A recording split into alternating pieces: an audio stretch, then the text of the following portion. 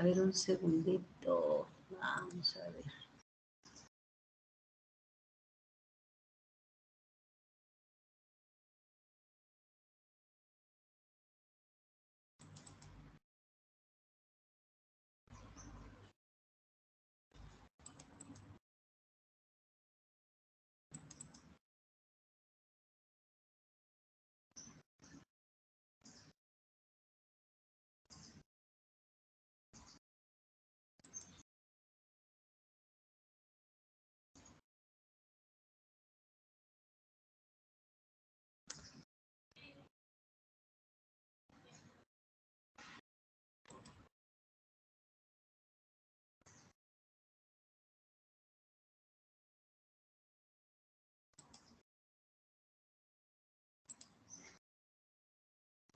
Vamos a ver, Jeremy, me avisa si se ve algo. Vamos a ver. ¿Se está viendo? Sí, doctora, sí se ve, neurohipófisis. Ah, perfecto. Ya, vamos a poner en modo presentación. Doctora, acaba de dejar de compartir. Uy, ay, Dios santo. Yo supuestamente estoy en modo presentación. Un segundo, vamos a hacer que esto termine. Vamos a ver, finalizar presentación. A ver, ¿ahora se ve? ¿O no se ve? No, doctora, no se ve aún. Vamos a regresar. A ver, voy a tener que nuevamente hacer todo el proceso. Un segundo. Vamos a ver. Tengo que por cerrar el asunto de... A ver, vamos a ver.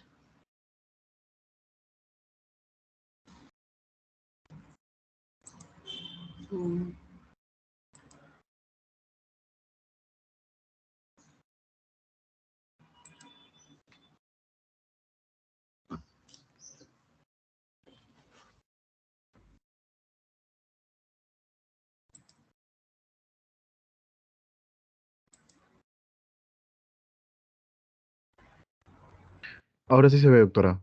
Ahora sí se ve. Vamos a ver. Ya.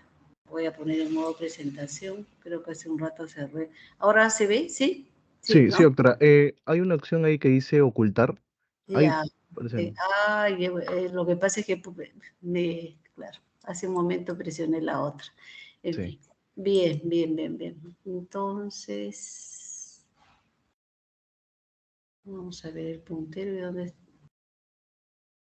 Opciones de puntero.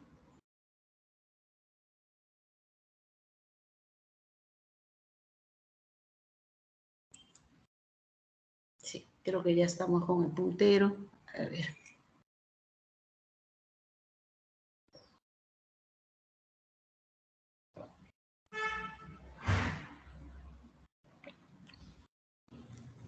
Bien, Jeremy, tenemos una clase, por favor, si me contestas, ¿tenemos una clase que me sigue o es Eh, que sí?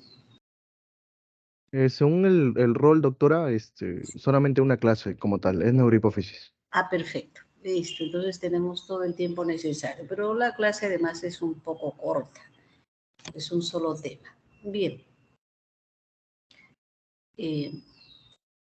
Entonces hoy día vamos a hablar de una parte sumamente importante. Es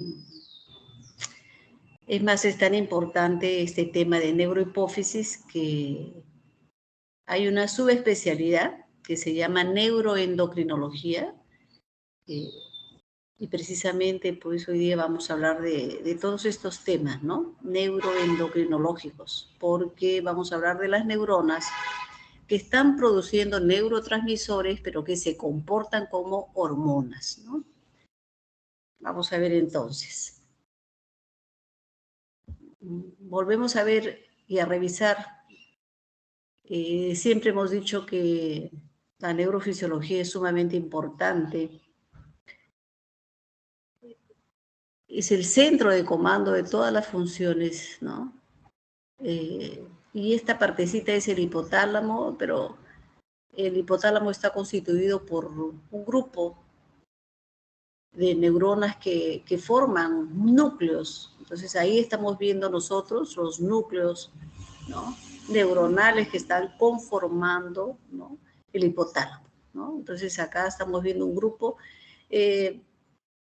Sin hipotálamo es imposible sobrevivir, ¿no?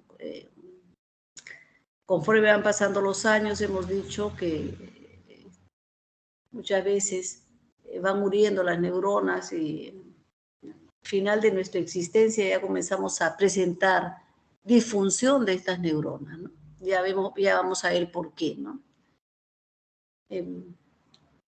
Entonces, por ejemplo, aquí tenemos esta zona enorme que está configurando un núcleo que es el núcleo preóptico. Ya le han dado la denominación de área preóptica porque es enorme, ¿no? Ustedes están viendo con respecto a los demás núcleos que son más pequeñitos, ¿no?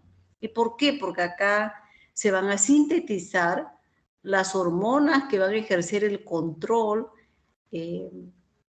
para la reproducción humana. Estoy hablando de las hormonas gonadotrofinas. Entonces acá se van a sintetizar las hormonas liberadoras, ¿no?, de las gonadotrofinas. Acá se sintetizan, y entonces una vez que son sintetizadas van a ser depositadas a nivel sanguíneo en este sistema que se llama el sistema porta hipoficiario, ¿no? Entonces, y a través de este sistema porta hipoficiario es como el grupo este de neuronas hipotalámicas va a ejercer su acción, va a ejercer su comando sobre la adenohipófisis, ¿no? Bien, pero así como este núcleo produce las hormonas liberadoras de las gonadotrofinas, hay otros núcleos, ¿no?, que van a producir también hormonas sumamente importantes.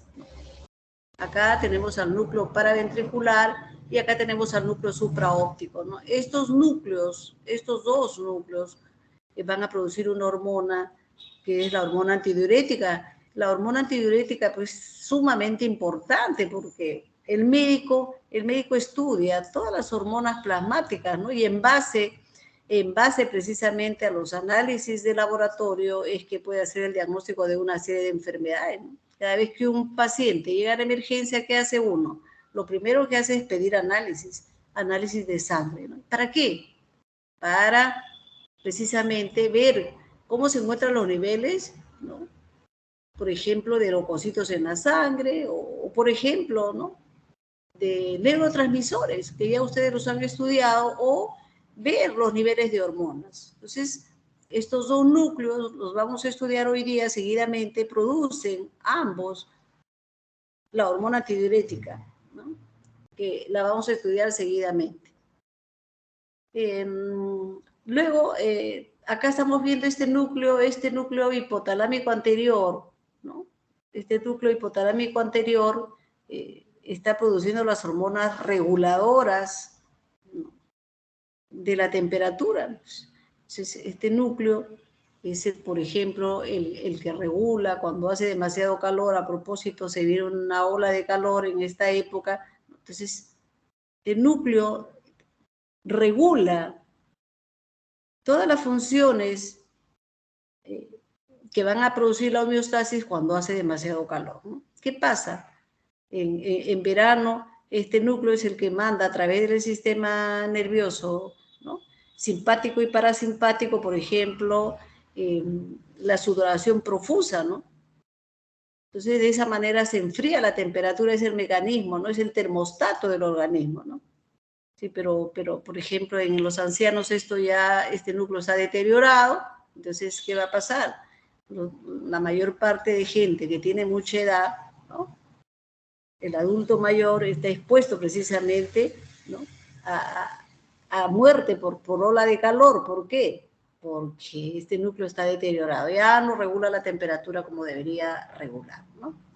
Bien, entonces, hoy día vamos a estudiar fundamentalmente a este par de núcleos que van a producir la hormona antidiurética, ¿no? Y esta hormona antidiurética, como vamos a ver, va a ser, vamos a ver acá acá está, esta es la función hipotalámica, pero hemos dicho que nos va a interesar, me imagino, durante todo el capítulo de endocrino-fisiología. Ustedes van a hablar prácticamente de todas estas hormonas, todo es ¿no? Las hormonas que comandan el funcionamiento del organismo, ¿no? Hoy día nos vamos a encargar de la hormona antidiurética y la citocina, que son producidas, como ya les había mencionado, en el núcleo supraóptico y paraventricular, ¿no? Ya esta diapositiva es para mencionar después que los núcleos supraópticos y paraventriculares, ¿no es cierto?, no solamente producen a la hormona antidiurética y oxitocina, sino también a otras hormonas, ¿no es cierto? Por ejemplo, aquí la hormona liberadora de la tirotrofina, ¿no es cierto? En fin, vamos a seguir entonces hablando del tema. Y acá está lo que les decía. Acá hay unas neuronas hipotalámicas que se llaman las neuronas magnocelulares. Estas neuronas magnocelulares, como estamos viendo acá, forman parte de los núcleos supraópticos y paraventriculares, están acá en el hipotálamo. Es a nivel hipotalámico que se sintetizan estas hormonas, pero ustedes ven acá, esta neurona tiene un axón bastante largo y va a depositar, ¿no?, su contenido, es decir, a las dos hormonas, ¿no?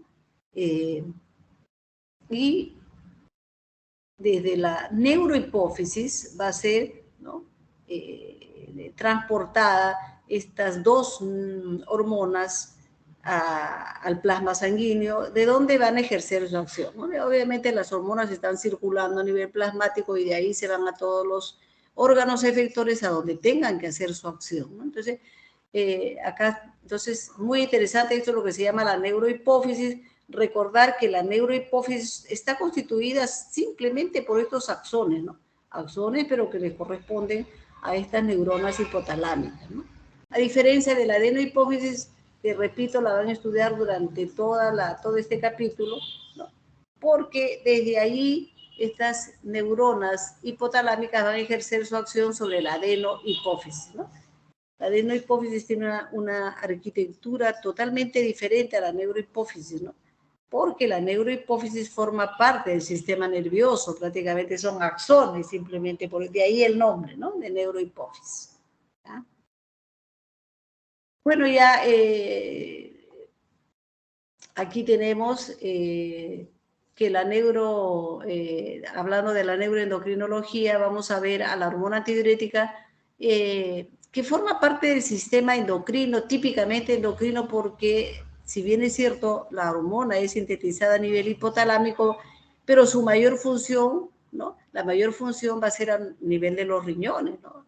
Ya como vamos a ver ahora, esa va a ser su función. ¿Por qué? Desde ahí va a regular todo lo que es la homeostasis, ¿no?, del sistema hídrico, como vamos a ver, ¿no? Va a regular la osmolaridad y todo eso, ¿no? Vamos a hacer entonces a seguir, ¿ya? Vamos a ver entonces acá. Los estímulos más importantes para la secreción de la hormona antidiurética, esto sí tenemos que conocerlo, porque de esta forma nosotros podemos incrementar los niveles de cualquier hormona, ¿no? Entonces, sí, las hormonas son importantísimas, ya vamos a ver, no solo para regular, ¿no?, el medio interno, en este caso, ¿no?, sino que las hormonas cumplen múltiples funciones, como vamos a ver, ¿no? Y acá, de una parte, los estímulos que incrementan la secreción de la vasopresina y del otro lado, los que disminuyen la secreción de la vasopresina, ¿no? Entonces, generalmente son estímulos opuestos. No olvidar que la elevación de la presión osmótica efectiva en el plasma, ¿no?, va a incrementar la secreción de la vasopresina, ¿de acuerdo? ¿Qué significa esto? Dicho en otras palabras, es decir, ejemplo, una comida que ustedes ingieren al momento del almuerzo que contiene grandes cantidades de sal, ¿no? Una comida salada, ¿no? El famoso cevichito que generalmente le ponen bastante sal, pero ese sabor es el agradable, ¿no? La mezcla de sal con limón y ají, ¿no? Entonces, esta comida salada necesariamente al ingerir el cloruro de sodio, saben que el cloruro de sodio es importantísimo para elevar la osmolaridad plasmática, Entonces, al ingerir el cloruro de sodio, obviamente se elevan los niveles de osmolaridad plasmática y esto es un estímulo, ¿no?, que va a incrementar la secreción de la hormona antidiurética, ¿no? Hay gente que se siente muy bien después de comer un ceviche, ¿no? Está elevando los niveles de la hormona antidiurética, ¿no? ¿Qué significa antidiurética? Significa antiorina, ¿no? Significa que va a disminuir la diuresis, ¿no? Entonces, por lo tanto, cuando se eleva la presión osmótica en el plasma, por cualquier motivo, no solamente por la ingesta de cloruro de sodio, pues disminuye, ¿no?, va a incrementar la secreción, va a incrementar los niveles de la secreción de la hormona antidiurética y entonces eso significa pues que se está incrementando el efecto para inhibir la diuresis, obviamente, ¿no? ¿Por qué? Porque el organismo siempre funciona como un centro de homeostasis, ¿no? Si se eleva la presión osmótica a nivel plasmático, ¿qué desea el organismo? Nivelar esa presión osmótica. ¿Y cuál es el mecanismo regulador? En este caso, el ser humano comienza a presentar la sed, quiere ingerir grandes cantidades de agua. ¿Para qué? Para nivelar esa presión. Entonces, este es un síntoma, por ejemplo, clásico de la diabetes, en que se eleva la presión osmótica y el paciente diabético ingiere grandes cantidades de agua precisamente para nivelar, ¿no? Entonces, acá se producen una serie de mecanismos homeostáticos. Miren qué interesante es la hormona antidiurética.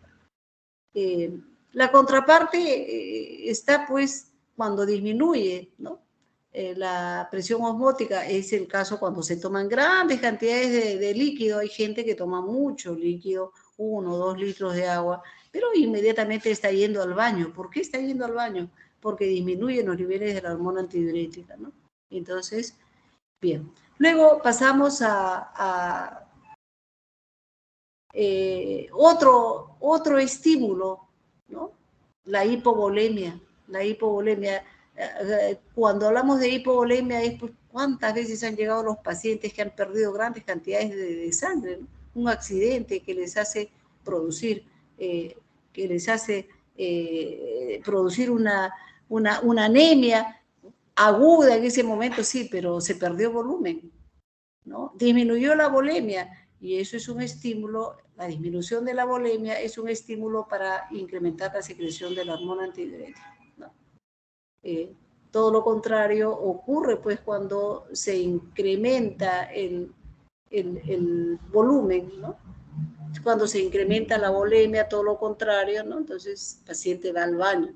Hay otro estímulo sumamente importante que es el estrés quirúrgico, ¿no?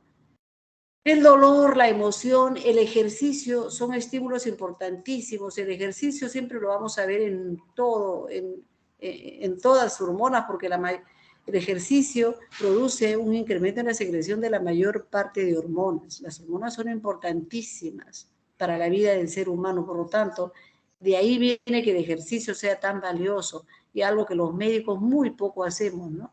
Generalmente estamos ocupados todo el día trabajando, pero ejercicio nada. Y lo ideal sería pues hacer ejercicio todos los días, ¿no? Por lo menos dicen las mejores normas, 30 minutos de ejercicio, ¿no? A las 5 de la mañana o 5 y media y luego ya recién, ¿no?, se va a trabajar, ¿no? Por supuesto, previo desayuno, ¿no?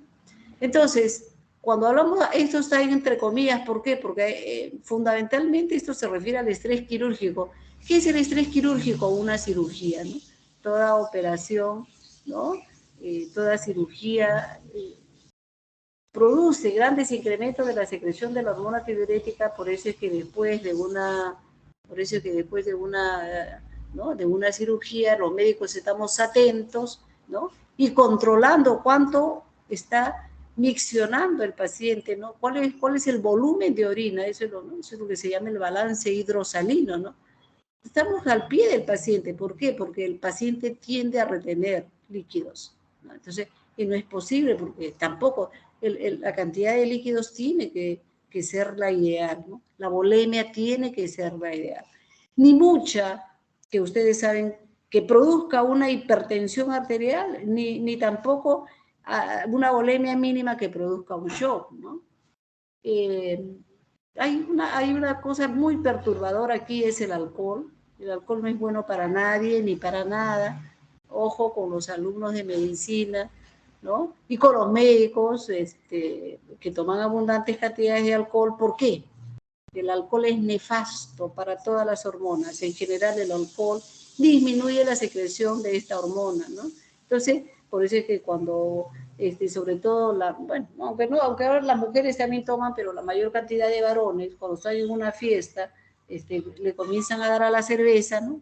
Botella tras botella, y están que desfilan, van a cada rato al baño, ¿no? ¿Por qué? Disminución de la hormona antidiurética, y al disminuir los niveles, aumenta la diuresis, ¿no?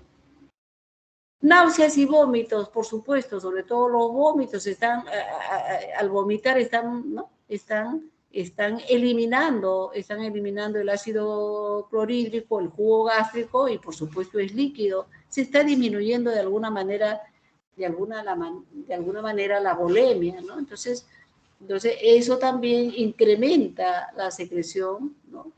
De la vasopresina, hormona antidiurética. Una cosa vital es la posición de pie, ¿no? Esta pandemia ha traído mucho problema, y uno lo ve cuando el paciente acude ¿no? al consultorio. Entonces, el estar de pie es excelente para la secreción de la vasopresina y para muchas hormonas, vuelvo a repetir, pero el estar sentado o en decúbito es increíble, disminuye la secreción de la vasopresina, y si no, hagan la prueba en casa. Al disminuir la secreción de la vasopresina, el paciente va a perder demasiado líquido, ¿no? Y entonces corre el riesgo de deshidratarse, ¿no? Entonces, durante esta pandemia todos hemos estado metidos en casa, ¿no? O echados o sentados, pero no de pie. El caminar, el estar de pie, el estar haciendo algo es increíble. Esto es importantísimo, ¿no? Se ve cuando en los pacientes que están en silla de ruedas o en pacientes que están imposibilitados de estar de pie, recién se ve, ¿no? Esta característica tan importante. Estos son dos medicamentos, el clofibrato, la carbamazepina, que también incrementan la secreción de la vasopresina. El clofibrato se usa en la diabetes insípida, como vamos a ver más adelante, y la carbamazepina pues es un antiepiléptico que hay que tener en cuenta que disminuye la secreción de vasopresina. Paciente que toma la carbamazepina va a aumentar de peso porque va a retener líquidos. Todo esto hay que tener en cuenta cuando uno está, ¿no? Cuando uno está dando el tratamiento a un paciente. Y la angiotensina 2 es una sustancia ampliamente estudiada, ¿no? Por la industria farmacéutica. ¿Por qué? Porque produce hipertensión arterial, aumenta la presión arterial.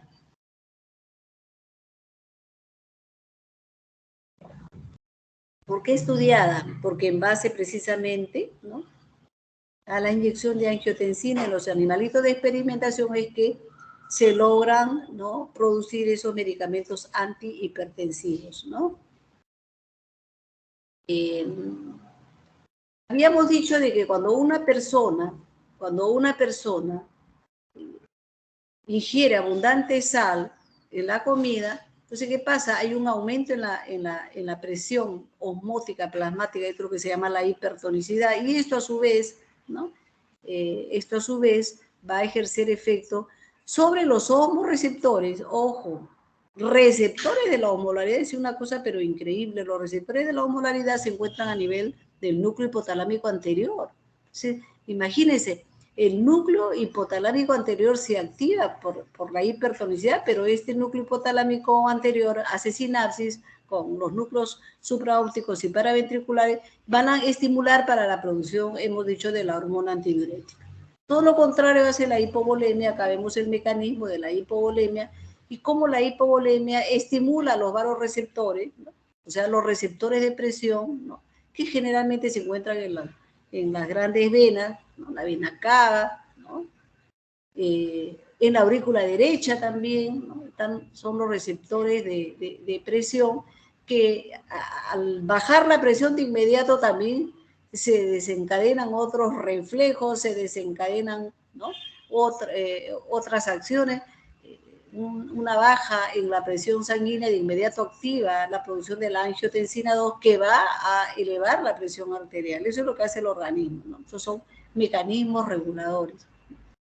Entonces, estos mecanismos siempre van a ejercer, van a llegar a través de las redes sinápticas al hipotálamo, y el hipotálamo pues va a incrementar la C, el hipotálamo pues va a ejercer una serie de mecanismos reguladores para la sobrevivencia del ser humano, ¿no?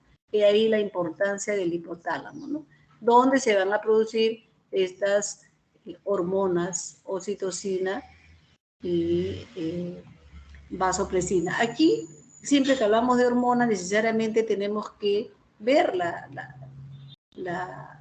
química, ¿no?, la arquitectura, vamos a ver la fórmula de ambas hormonas, y son muy parecidas. Ustedes ven, aquí está la fórmula de la hormona antidiurética, ¿no?, o arginina vasopresina, y acá tenemos la oxitocina, ¿no? Entonces, ambos, si ustedes se dan cuenta, son nonapéptidos, es decir, péptidos de 9 aminoácidos unidos por enlaces disulfuro, ¿no? Acá tenemos 2 sulfuros. ¿Por qué son tan parecidas? Son muy parecidas porque son producidas por las mismas neuronas, ¿no? Entonces, aquí estamos viendo, por ejemplo, que simplemente, ¿no?, varían en algunos aminoácidos, el 3, por ejemplo, acá ustedes ven, ¿no?, esta es la variación, mientras que acá tenemos la fenilalanina, ¿no?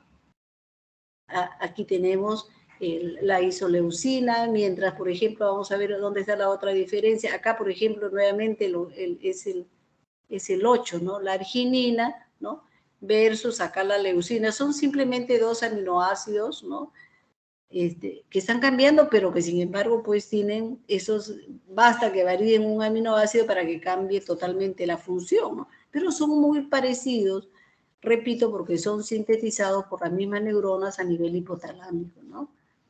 Entonces, siempre estudiamos las características de la hormona antidiurética y de las demás hormonas, y lo que llama la atención es que tiene una vida media demasiado corta, son 18 minutos, ¿no?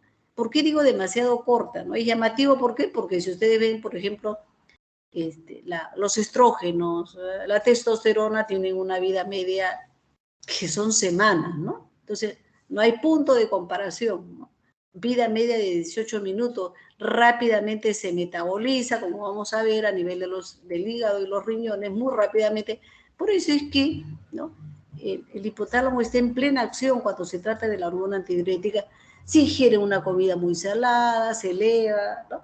Si ingiere demasiado líquido, baja los niveles de la hormona antidiurética. Entonces, ¿por qué? Porque muy rápidamente, acá tenemos, ¿no?, son solamente 18 minutos de vida media, ¿no? Ya hemos dicho, una de las funciones más importantes es que retiene los líquidos a nivel de los tubos colectores, ¿no es cierto? Esa es una función más conocida además, ¿no? Y supuestamente la que la mayoría de fisiólogos le da más importancia, ¿no es cierto?, es a la retención de líquidos, y es el efecto a nivel de los riñones, ¿no? La hormona antidiurética a grandes dosis, a grandes niveles, ¿no?, porque la hormona antidiurética se puede administrar, por supuesto que las industrias farmacológicas ya han colocado a la hormona antidiurética, ¿no?, por supuesto en ampollas, ¿no? Entonces en grandes dosis y en grandes cantidades se incrementa la presión arterial, como habíamos dicho, ¿no? Imagínense que la hormona antidiurética no solamente en todo caso regula todo el sistema hídrico del organismo, sino en casos de shock, ya lo habíamos mencionado, ¿no?, incrementa la presión arterial, con lo cual, por supuesto, produce la supervivencia, ¿no?, de los seres humanos cuando están sangrando, ¿no? No solamente actúa en diferentes efectores, por decirlo, sino que también la mayoría de las hormonas actúan de manera de tipo retroalimentación positiva. O sea, una hormona por ejemplo, como la hormona antidiurética, puede también producir el incremento de otra hormona, como es la corticotrofina, estamos hablando de la ACTH, ¿no? Y esta ACTH se va a incrementar, ¿no? Se va a incrementar por estímulo de la hormona antidiurética. Miren lo importante, la corticotrofina es básica porque la corticotrofina, que es una hormona hipofisiaria, va a incrementar los niveles, ¿no?, de los esteroides plasmáticos, que son también sumamente importantes, ¿no? Ya van a ver la cantidad de funciones que tiene, van a estudiar, hay una clase justamente, ¿no?, para estos esteroides, hay una clase para glándula suprarrenal, ya van a ver todas las funciones que tiene. Por lo tanto, miren cómo está tan bien relacionada la hormona antidiurética con la glándula suprarrenal. Y acá vamos a ver, obviamente, los mecanismos de acción. Vamos, ¿no? Los mecanismos de acción son sumamente importantes, son a larga distancia, ya lo habíamos mencionado. Hay unos receptores que son los receptores B1, ¿no? Estos receptores B1 son receptores que se encuentran, ahorita vamos a ver en otra diapositiva, el mecanismo de acción es que están acoplados con la proteína, ¿no?, GQ, ¿cierto? Están acoplados con la proteína GQ porque actúan a nivel de los fosfolípidos de la membrana, incrementando los niveles de calcio intracelular. ¿Esta función es importante? Sí, sobre todo, ¿por qué? Porque van a producir vasoconstricción a nivel de los vasos sanguíneos y van a elevar los niveles de la presión arterial, sobre todo el valor diastólico de la presión arterial, ¿no?, en menor grado el valor sistólico. Pero miren qué importante cómo la hormona antidiurética tiene receptores en el músculo liso de los vasos sanguíneos y puede producir un incremento de la presión arterial. Luego, estos son los más famosos porque estos receptores B2, estos son los que se encuentran en los tubos colectores, ¿no? Y también estos receptores B2 están acoplados con la proteína GS, sobre todo, ¿no? Y ustedes saben, ya lo hemos visto en las clases de neurofisiología, cuando está actuando la proteína, ¿no?, GS, se elevan los niveles de la adeniciclasa, se elevan los niveles de la AMP cíclico, con lo cual, ¿no?, justamente, entonces se actúa, ¿no?, a nivel de las acuaporinas, ¿no?, y estas van a incrementar la permeabilidad, ¿no?, de la membrana para el agua, con lo cual se produce la diuresis, que es lo que estamos diciendo. Es una de las funciones más conocidas de la hormona antidiurética, ¿no? No solamente incrementa, ¿no?, la salida del agua, sino que también algunos solutos, como la urea, por ejemplo, ¿no? Bien, entonces estos son los receptores de la hormona antidiurética, y acá lo tenemos de manera más específica, ¿no? Siempre hay subtipos de receptores, ya hace un momento hemos visto los B1A, los B1B, sin embargo, ¿no?, acá tenemos, por ejemplo, estos B1A son los de la acción vasoconstrictora para elevar la presión arterial, hemos dicho que se encuentra en el músculo liso de los vasos sanguíneos, ¿no?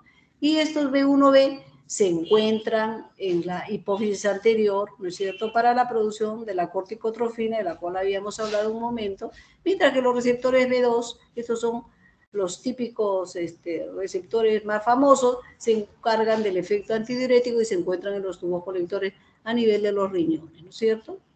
Bien, entonces acá el resumen de los receptores más importantes de la hormona antidiurética, ¿no?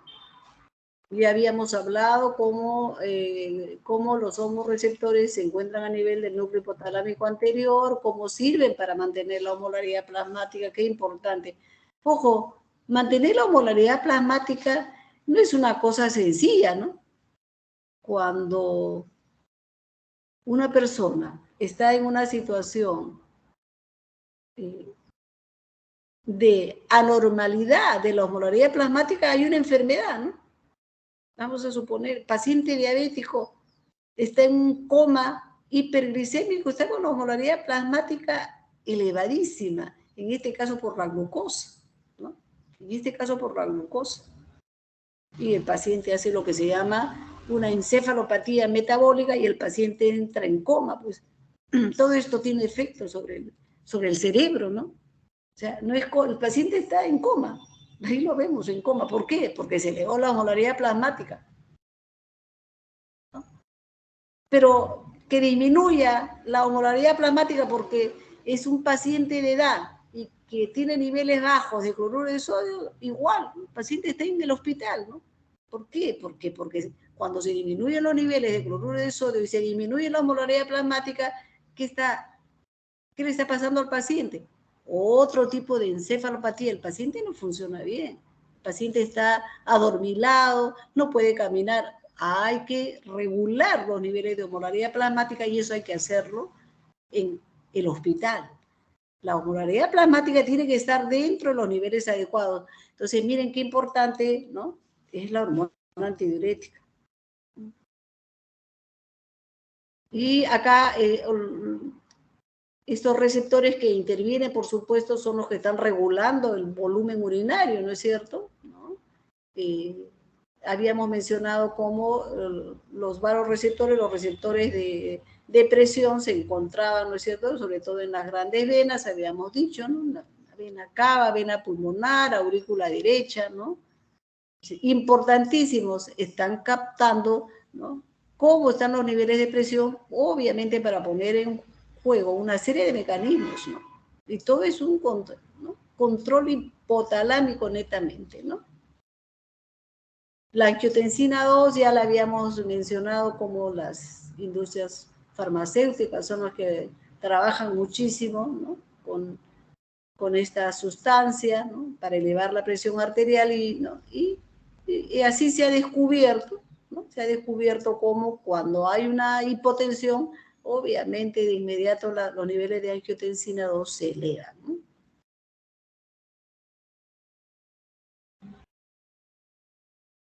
Las acciones de la hormona antidiurética. No solamente es que regula el medio interno, regula el medio interno, tiene muchísimas otras funciones, ya pues al detalle aquí, ¿no? O sea, ya se le han descubierto muchas funciones, ¿no?, para ver la importancia de la hormona antidiurética. Ya habíamos hablado que produce vasoconstricción a grandes dosis, ¿no?, cómo regula la volemia, cómo redistribuye el volumen sanguíneo, ya habíamos hablado de la reabsorción de agua en los túbulos renales, ¿no?, cuando la hormona antidiurética actúa a nivel de sus receptores de tipo B2, ¿no?, cómo incrementa la reabsorción de agua, ¿no? También no solamente es esta función a nivel de los riñones, ¿no?, y la presión arterial, sino que también tiene otros efectos de tipo metabólico, ¿no? También estimula la glucogenólisis hepática, por ejemplo, ¿no? Como ya habíamos hablado de que cómo estimulaba a la secreción de la hormona corticotrofina, con lo cual a nivel plasmático se elevan los niveles de los esteroides plasmáticos, estamos hablando, ¿no? Lo que nos hace, pues, sobrevivir frente al estrés, ¿no? Estamos hablando del cortisol fundamentalmente, ¿no? Pero no solamente esto queda ahí a nivel metabólico, sino que además a nivel neurológico, neurofisiológico, estamos hablando de otras cosas sumamente importantes, ¿no?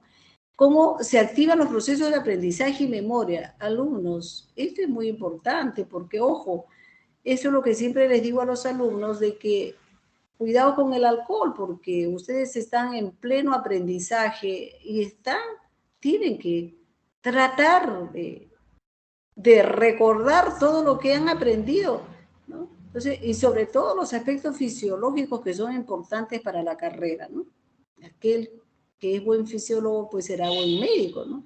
Entonces, esto no se puede olvidar, ¿no? Entonces, ojo, proceso de aprendizaje y memoria, lo que ustedes hacen. Las personas, los alumnos que toman grandes cantidades de alcohol, se van a borrar toda la información que han aprendido. Y luego, al final, a la hora del internado, es el problema, ¿no? ¿Por qué? Porque ya se olvidaron, ¿no?, de todo lo que aprendieron, y no solamente eso, sino que hay un examen que es el examen del ENAM, Entonces ya el examen del ENAM, pues el examen del ENAM pues no va a ser muy bueno, ¿no? ¿Por qué? Porque se olvidaron de todo. ¿Por qué? Por las grandes ingestas de alcohol. Estamos hablando de las grandes ingestas de cerveza, que creo que la mayor parte, ¿no?, consumen cerveza. Entonces, ojo, cuidado con eso.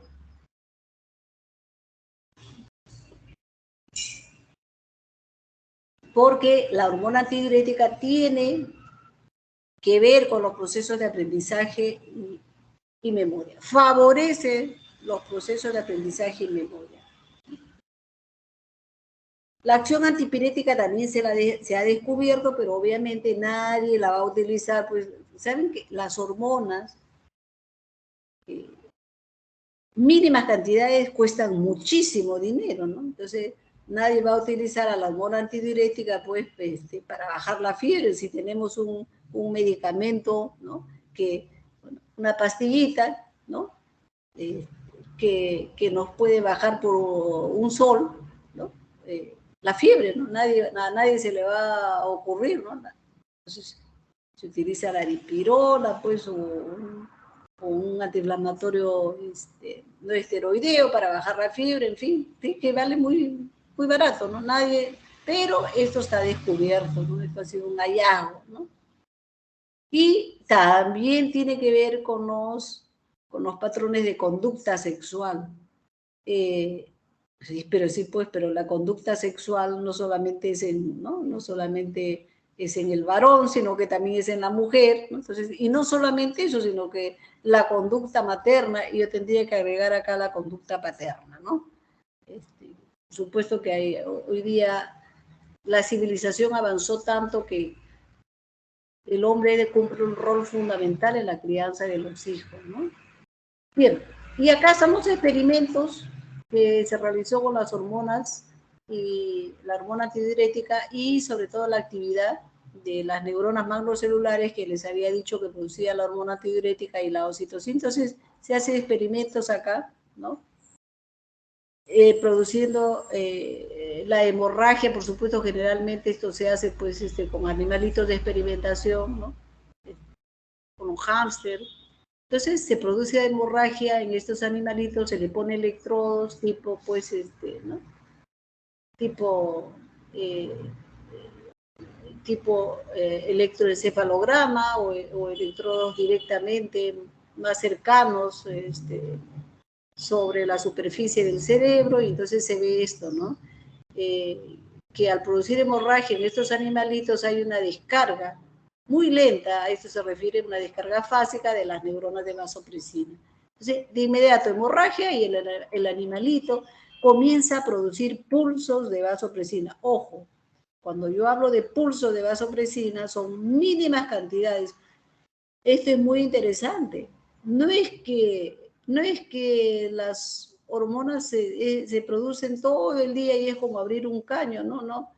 Frente a un estímulo habrá un pulso de oxitocina, una pequeña exocitosis de vasopresina o oxitocina, en este caso vasopresina, ¿no? Por eso hablamos, la terminología médica habla pulsos de vasopresina, pulsos hormonales, son pequeñísimas cantidades, ¿no? Entonces, eso se emplea también en la medicina, ¿no? Hay máquinas especiales que dan pulsos al paciente, ¿no? Para asemejar todo de manera bastante normal, ¿no?, cuando se administra un determinado medicamento, ¿no? Entonces, se hace este experimento que la hemorragia, ¿no?, produce aumento en los niveles de vasopresina, con lo cual en el animalito, ¿no?, se aumenta la C. Muchas veces el animalito ya son muy inteligentes, ¿no? Están desesperados por agua, ¿no? Entonces, bien, y esta es la diabetes insípida. Muchas veces, sobre todo los pacientes diabéticos agregan esta patología, ¿no? El paciente diabético lamentablemente tiene la tendencia La mayoría de pacientes diabéticos les saca la vuelta, tengo muchos pacientes diabéticos, les saca la vuelta a la dieta. Son pocos, pero sí hay gente que efectivamente controla su dieta. El paciente diabético está con los niveles de glucosa altos, ¿no? Y muchas veces hay que explicarle, ¿no? De manera adecuada lo grave que es la diabetes cuando la glucosa no se contrae, no se controla, ¿no? Es un efecto nocivo a nivel de todo el organismo. Aparentemente, paciente diabético que tiene 40 o 50 años, aparentemente está bien, pero ya se están produciendo deterioro de los vasos sanguíneos, ¿no? La hiperglicemia produce deterioro de los vasos sanguíneos, ¿no? Por eso que el paciente diabético tiene generalmente, ¿no? Si está mal controlado, lo que se llama la retinopatía diabética, hay pacientes que al final pierden la visión, ¿no? Porque los vasos sanguíneos se destruyeron a nivel de la retina, entonces no ve, paciente retinopatía diabética. Pero ¿y por qué? ¿No? Porque, por ejemplo, esta destrucción de los vasos sanguíneos es a nivel hipotalámico, afecta a uno de los dos núcleos, a los supraópticos, a los paraventriculares, entonces ya no se produce la cantidad adecuada de la hormona antidiurética, ¿no? Entonces, esto se llama diabetes insípida. ¿Por qué se caracteriza esta enfermedad? ¿No? Por daño de lo que se ha producido por daño de los núcleos supraópticos o paraventriculares, paciente comienza a miccionar grandes cantidades de orina, esto se llama poliuria, ¿no? ¿Por qué? Porque se disminuye la reabsorción de agua, porque ese es el efecto de la hormona antidiurética, ¿no? Y el paciente pues produce grandes volúmenes urinarios, ¿no? Con una orina bastante diluida, bastante baja, y el paciente que tiene diabetes insípida, ¿no? Tiene que tomar continuamente líquido, ¿no? Eso se llama la polidipsia, paciente que tiene mucha sed. ¿Por qué? Porque tiene que nivelar todo lo que pierde. O sea, el paciente tiene que tener un equilibrio perfecto. Si perdió 8 litros de orina, porque así es la diabetes insípida, tiene que tomar 8 litros de agua. Si, de lo contrario, si él no toma esta cantidad, si no regula esto, el paciente, ¿no? Se va a deshidratar. Y no solamente el asunto es que se va a deshidratar, pierde cloro, pierde sodio, pierde, ¿no? Electrolitos por la orina, y entonces, ¿qué va a pasar? Peligrosísimo, el paciente se deshidrata y puede fallecer, ¿no? Si es que no hay este buen mecanismo, que es un mecanismo, el mecanismo de la sed, también es otro mecanismo hipotalámico, ¿no? Si el paciente ya tiene una lesión total hipotalámica, ya eso sí va a ser fatal, ¿no? Bien, pasamos a la oxitocina, y la oxitocina es otra hormona que se produce en la neurohipófisis igualito a nivel de las neuronas macrocelulares, y va, ¿no? Va a ser depositada en la neurohipófisis. Estamos hoy estudiando hormonas que se producen a nivel hipotalámico, además, a diferencia, ¿no? de las otras hormonas que se producen en otros órganos. Hoy día, en este momento, estamos estudiando hormonas que se producen a nivel del hipotálamo. Esta es otra más, la oxitocina, ¿no es cierto? Se encarga de la función muy importante que es la expulsión láctea. ¿Qué es expulsión láctea? Sobre todo en las mamás, hoy día las madres tienen una función importante. La mejor alimentación para un bebé recién nacido es la lactancia materna, ¿no?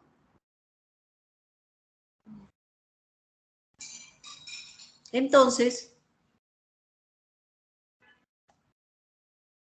esta hormona, son tantas las hormonas que ustedes tienen que aprender, que es bueno siempre aprenderlas, y para no olvidarse siempre, ¿no? Yo siempre digo de que la oxitocina es la hormona que se encarga de la expulsión, ¿no? Es una hormona que tiene una función fundamentalmente mecánica, fundamentalmente, ¿no? ¿Por qué? Porque expulsa la leche. ¿Por qué? Porque se encuentra en los conductos mamarios, ¿no? Entonces, por lo tanto, ya se imaginan, tiene que ver con una función mecánica, por lo tanto, va a tener mecanismos relacionados con el incremento de calcio. ¿Por qué? Porque la función, ¿no? La función motora, la función de los músculos en general de todos, y este es el músculo liso, requiere calcio. A mayor cantidad de calcio, mayor expulsión de leche. Vamos a ver esto seguidamente, este mecanismo. Y hay otro que es muy conocido a nivel hospitalario, que la oxitocina, justamente se emplea una ampolla de oxitocina al momento del expulsivo, ¿no? Del parto, ¿no? El momento en que el niño está saliendo, muchas veces la mamá, en el momento de trabajo de parto, pues muchas veces está ya agotada con tanta, ¿no? Con tanto pujo en el momento del parto. Entonces el ginecólogo saca su ginecobstetra, ¿no? Saca su ampollita y coloca una ampolla de oxitocina, y con eso ayuda para que rápidamente el niño sea expulsado al exterior. Y es el nacimiento del niño, ¿no? Entonces, por muchos años se habla de que la oxitocina es la hormona del amor, ¿no? Entonces, eso es totalmente falso, ¿no? Una cosa es el amor y otra cosa, pues, es el acto sexual, ¿no? Entonces, que la oxitocina se eleve durante el acto sexual, que se eleve durante el coito, sí es cierto, ¿no? Sí es cierto. ¿Por qué? Porque hay una función mecánica durante el momento del acto sexual, ¿no? Y que lo realizan todo el aparato genital femenino, incluyendo las trompas de falopio, y todo el aparato genital masculino, incluyendo los conductos deferentes, ¿no? Se supone que es un acto sagrado porque cuando la mujer está lista para concebir, ¿no? El acto sexual va a producir la unión del espermatozoide con el óvulo, ¿no? Entonces, todo el organismo del varón y de la mujer tiene que estar preparado, ¿no? Justamente para la concepción, ¿no?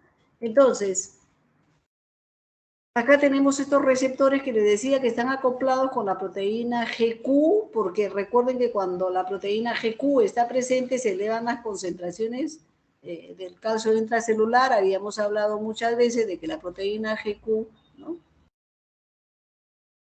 Va a actuar sobre una serie de enzimas que finalmente, ¿no? Elevan las concentraciones de iones calcio, ¿no? Bien, entonces acá tenemos cómo tiene muchísimas acciones también la oxitocina, y hay estímulos que van a incrementar, ¿no? Su producción, ¿no? Y su liberación. Por ejemplo, el estrés, ¿no? Quirúrgico. Nuevamente volvemos a ver no solamente el estrés quirúrgico, también el estrés del día, ¿no? Sobre todo en las primeras horas de la mañana, ¿no? Y obviamente la estimulación genital, ¿no? Ya se comienza a elevar, ¿no? Desde lo que se llama, ¿no? El juego presexual, se podría decir. Ya los niveles de oxitocina se comienza, ¿no? A elevar, ¿no? Antes del coito incluso, ¿no? Y nuevamente vemos al alcohol, disminuye tremendamente con los niveles de alcohol, como ya habíamos mencionado anteriormente, ¿no? Otra hormona hipotalámica. Entonces, se hicieron experimentos, ¿no? Tenemos aquí nuevamente los animalitos de experimentación, pero en esta vez, ¿no? Igualmente se estimula a las neuronas magnocelulares que producen la oxitocina, ¿no?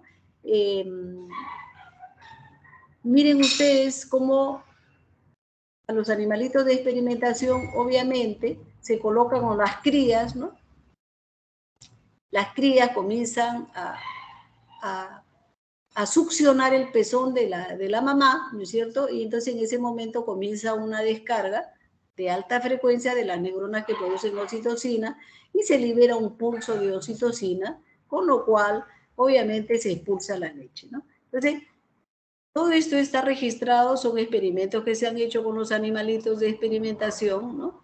Se ponen electrodos, por supuesto, de registro para ver cómo se comportan estas neuronas magnocelulares frente a la estimulación de los pezones, ¿no? Y luego cómo se produce la expulsión de la leche, ¿no?